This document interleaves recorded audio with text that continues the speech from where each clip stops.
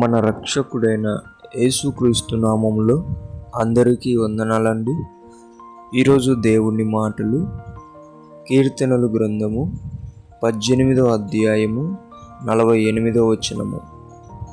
బలాత్కారము చేయు మనుషుల చేతిలో నుండి నీవు నన్ను విడిపించుదువు. ప్రియమైన దేవుని బిడ్డలారా, ఈ రోజుల్లో మనం గమనించినట్లయితే చాలామంది అప్పుల వల్ల లేదంటే ఏదైనా సమస్యల వల్ల చనిపోవడం లేదు. ఏదైతే మనుషులు ఉంటున్నారో వారు మాట్లాడే మాటల వల్ల మనుషులు చనిపోతున్నారు. అమాయకమైన ప్రజలు. ఈ మాటలు ఏం చేస్తాయంటే మనసును గాయపరిచి మనిషిని చంపేస్తున్నాయి. ప్రియమైన దేవుని బిడ్డ, నిన్ను కూడా అనేక రకాలుగా ఇబ్బంది పెడుతూ, బాధ పెడుతూ, హింసిస్తూ, బలవంత పెడుతూ నిన్ను ఇబ్బంది చేయాలని అనుకుంటున్నారేమో.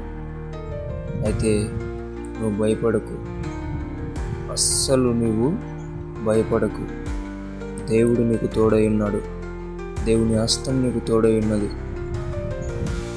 ఆయన నీకుండగా ఎటువంటి భయం నువ్వు పెట్టుకోవద్దు. ప్రియమైన దేవుని బిడ్డ, ఎవరైతే నిన్ను పాపంలోకి, ఎవరైతే నిన్ను ఇబ్బందులలోకి, నష్టాలలోకి బలవంత పెడుతున్నారో వారందరి చేతుల నుండి నీ దేవుడే నిన్ను రక్షించబోతున్నాడు. నీ దేవుడు నిన్ను కాపాడబోతున్నాడు. కాబట్టి ఎవరైతే బలవంత పెడుతున్నారో, బలాత్కారం చేసి నిన్ను ఇబ్బంది పెట్టాలని అనుకుంటున్నారో వారి గురించి అస్సలు ఆలోచించకు, పట్టించుకోకు.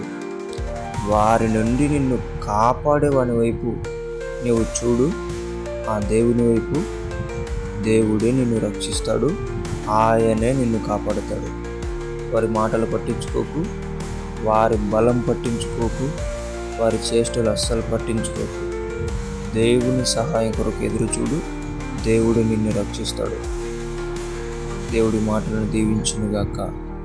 ప్రార్థిద్దాం. యేసయ్యా, మీకు వందనాలు, స్తోత్రాలు నాయన. తండ్రి, ఎంతోమంది అమాయకమైన ప్రజలు చనిపోతున్నారు. కారణం మనుషులు పెట్టే బలవంతమునైనా ఆ మాటలు ప్రభువ.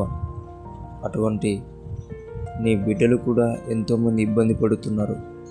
ఎవరైతే నిన్ను ఆశ్రయిస్తున్నారో ఆ బిడ్డలను ప్రభువా, ఆ బలాత్కార చేతులలో నుండి నీవే వారిని రక్షించమని, కాపాడమని యేసు నామములో ప్రార్థిస్తున్నాం తండ్రి. ఆమేన్.